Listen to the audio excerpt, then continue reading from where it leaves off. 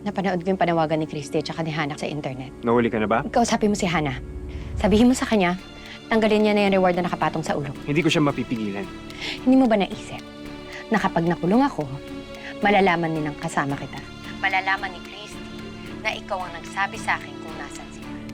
Malalaman niya na kasabwat kita kung bakit namatay yung nanay niya. Leon, alam kong kapatid mo si Shaira, but you can't tell me you still care for her. Hoy, paano kami tumawag sa inyo? Lokohin kayo. Pagod na kami ni Christina matakot kay Shaira. Hindi na kami natatakot na magugulo yung buhay namin dahil si Shaira na yon. Siya na dapat ang matakot ngayon. Lalo niyo lang pong pinapahirapan sa sarili niyo, Mami. You should stop it. Hindi na po ako bata. Naintindihan ko na po lahat ng nangyayari. Iniwan tayo ni Daddy. Choice niya po yun. Hindi man lang siya nagpaalam sa atin. And because of that, I'm making a decision too. Pipilitin ko na lang pong kalimutan siya. Magkakasama tayo dito, kakampinin niyo ko. Kaya ko ibigay sa inyo lahat ng perang kinakailangan ninyo. Magkano naman? Aabutin ng 5 milyon bawat isa. Kailan mo naman ibibigay ang pera? Kapag nakuha ko ni anak ko, bibigay ko sa inyo yung pera.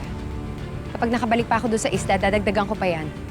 Kaya sana wag na kayo masilaw doon sa mga perang binibigay sa inyo ng kaaway. Alam mo, sa lahat ng sinasabi mo niya, I think underneath it, parang may tinatago siya.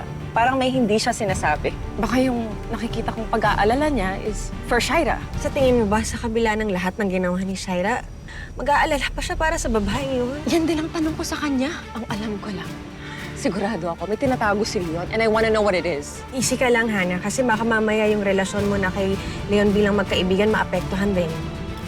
Ano ginagawa mo dito? Bitawan mo ako! Bitawan mo ako! Ano akala mo? Ha? Nasente nga kami sa pera mo? Mas malaki pa rin ang 20 milyon. Kaya humanda ka.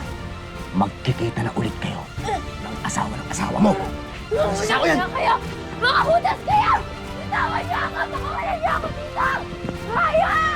Bitawan niyo ako! Pakawalan niyo ako dito! Tulong! Pakawalan niyo ako! Mga hayop kayo! Patahimikin mo!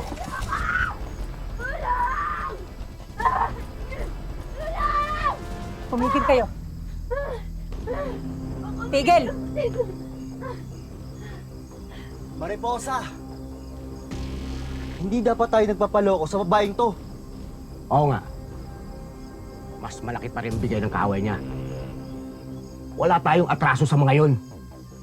Tsaka wala naman tayong pakialam sa babaeng to. Kahit pa, ayoko nang gawain ganito sa samahan. Hindi tayo dapat nagtataksil sa isa't isa. Bakit? Nagtaksil ka rin naman noon kay Alakdan na. Nung kumampi ka sa bihag nila. Pinakawala mo pa nga to eh. At saka, pinatakas mo pa to ayon sa kwento. Dahil, naglandi ka. Tarantado ka!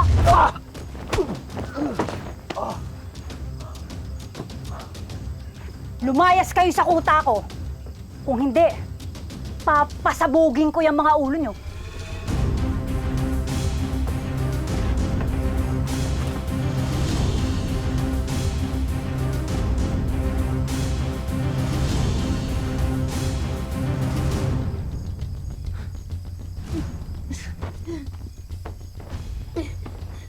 Pakawalan mo ako!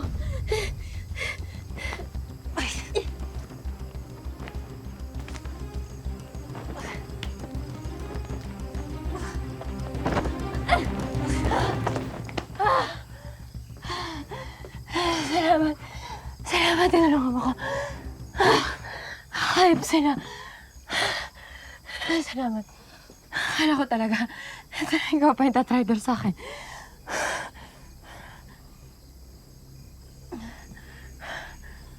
Tama si Anay. Minsan ko nang tinraidor si Alakdan, pero wala ding magandang pinatunguhan. Siguro nga, nagbago na ako. Ayoko na sa taksil at ahas. Oo, buwisit ako sa'yo. Pero hindi ko na hayaang may mapasama sa grupong ahas at taksil.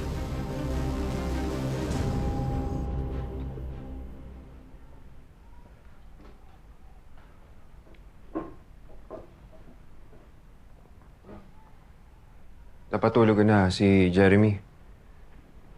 Pasensya ka na, ginabi na naman ako. Hindi, ayos lang yun. Kailangan ka rin naman ng anak mo. Alam mo, masaya-masaya ako ngayon. Dahil hindi na ako malalayo kay Jeremy. At lagi ko na siya makakasama.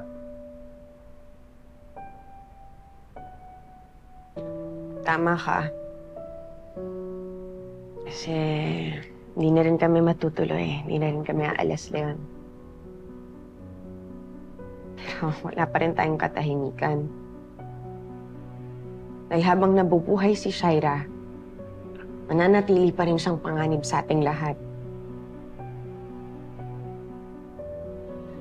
Kaya Leon, please, tulungan mo na lang kami ni Hana na mahanap siya.